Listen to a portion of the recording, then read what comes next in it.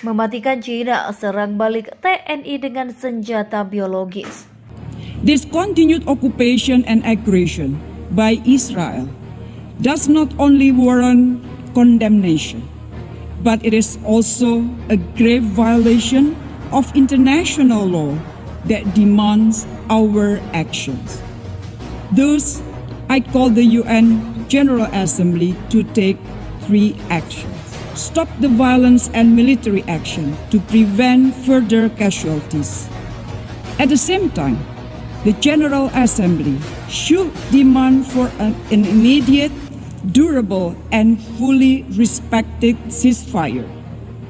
All avenues must be exhausted to de-escalate the situation urgently, as we also support continued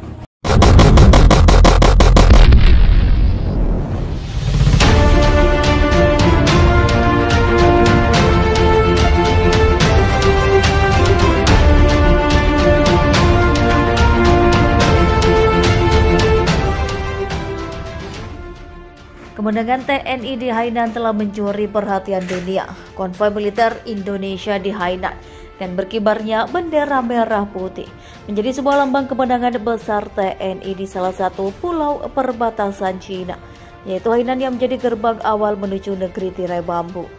Pertahanan Cina yang berhasil diobrak-abrik oleh TNI tidak mampu bertahan, membuat Cina mundur hingga ke jembatan besar yang menghubungkan kota Hainan dan Guangxi.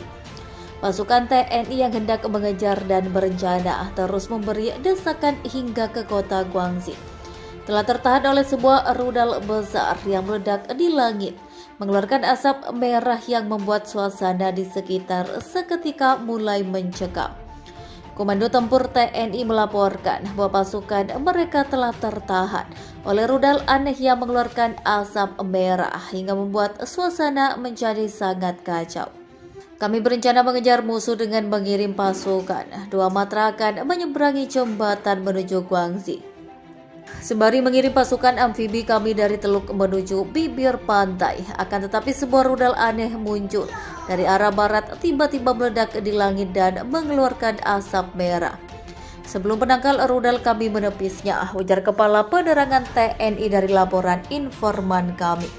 Menyebutkan seorang pengamat perang memberikan sebuah klaim yang bertujuan untuk membenarkan kemungkinan penggunaan senjata kimia oleh Cina kepada pasukan TNI.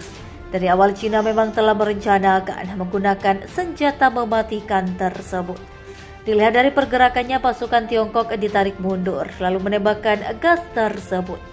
Indonesia harus waspada karena hanya dengan satu serangan bisa mampu menghabiskan seluruh TNI dalam 1 jam saja. Secara sah, Cina memang memiliki laboratorium yang dikatakan pemerintah digunakan para ilmuwan untuk melindungi warga dari penyakit seperti COVID-19. Secara diam-diam, Cina juga telah mengembangkan senjata kimia untuk disiapkan ketika perang. Organisasi Kesehatan Dunia juga sempat meminta Cina untuk menghancurkan semua patogen berbahaya di laboratoriumnya. Dari beberapa sumber yang kami dapatkan, senjata kimia adalah segala jenis amunisi yang membawa racun atau zat kimia yang menyerang sistem tubuh pada berbagai kategori senjata kimia.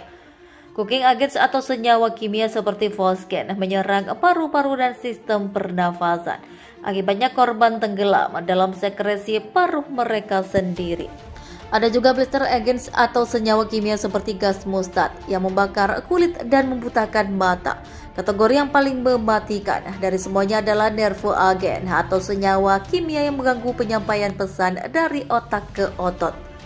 Semua senyawa kimia tersebut dapat digunakan dalam peperangan dengan menggunakan peluru artileri bom dan misil pengawas global untuk senjata kimia berada di Den Haag, Belanda. Disebut OPCW, Organisasi Pelarangan Senjata Kimia, yang memantau penggunaan senjata secara tidak sah, mencoba mencegah jumlahnya menjadi semakin banyak. Senjata kimia tersebut pernah digunakan dalam perang di masa lalu, dalam Perang Dunia Pertama, Perang Irak pada 1980-an, dan baru-baru ini oleh pemerintah Cina sebagai awal mula COVID-19. Yang mungkin sengaja ditebar ke seluruh dunia, membabi buta di garis depan pasukan elit. TNI bantai Cina dan sekutu di Hainan, serangan Indonesia yang terus dipusatkan di Hainan, wilayah timur setelah memenangkan pertempuran di Laut Cina Selatan, telah menghancurkan sebagian kota yang berada di daerah tersebut. Presiden Xi Jinping mengatakan pasukan TNI telah benar-benar menghancurkan kawasan industri.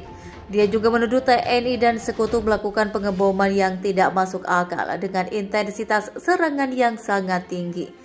Cina dikabarkan mengevakuasi warga ke pegunungan, sekarang mengumpulkan beberapa pasukan untuk menghadang TNI. Xi Jinping memainkan sebuah taktik untuk menuduh pasukan TNI berusaha membunuh sebanyak mungkin orang Cina dan melakukan kerusakan sebanyak mungkin. Dia mengatakan bahwa sementara pasukan Cina terus menahan, TNI mencoba untuk memberikan lebih banyak tekanan di Thailand. Ini adalah neraka di sana dan itu tidak berlebihan. Dia menambahkan bahwa 12 orang tewas dalam pengeboman brutal dan benar-benar tidak masuk akal. Kemarin menurutnya tindakan tersebut tidak dapat dibenarkan karena sengaja membunuh sebanyak mungkin warga Cina di tengah Imlek, padahal nyatanya dikabarkan tindakan tersebut tidak dapat dibenarkan karena sengaja membunuh sebanyak mungkin warga Cina di tengah Imlek. Padahal nyatanya dikabarkan pasukan TNI dan sekutu masih sempat diam selama 1 hari setelah kedatangan mereka di wilayah tersebut. Akan tetapi Xi Jinping terus memberikan ulasan-ulasan tajamnya, memojokkan TNI di hadapan dunia setelah pasukan mereka kalah telak di Laut Cina. Informan kami melaporkan sebuah rudal TNI menghantam sebuah gedung apartemen. Di pelabuhan ini terjadi serangan terbaru di sebuah kota beberapa jam setelah Amerika Serikat memperingati bahwa mereka akan meminta pertanggungjawaban TNI. Rudal yang menyebabkan 1 dari 3 ledakan terdengar di kota selatan pada dini hari, menghancurkan satu sayap bangunan di pusat kota serangan TNI, mengikuti kemajuan oleh pasukan Cina di timur dan selatan.